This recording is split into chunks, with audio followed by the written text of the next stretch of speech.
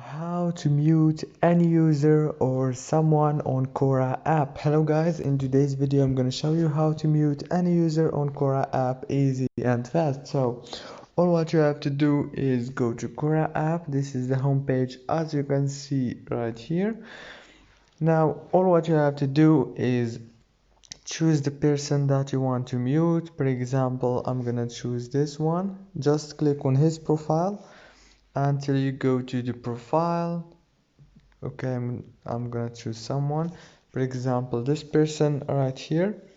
And now if you want to mute her profile, all what you have to do is go to the profile and now go down and click on this more option and click mute. Of course I'm not gonna mute this person because I love her content and I'm one of her fans. So if this video was helpful, don't forget to like and subscribe.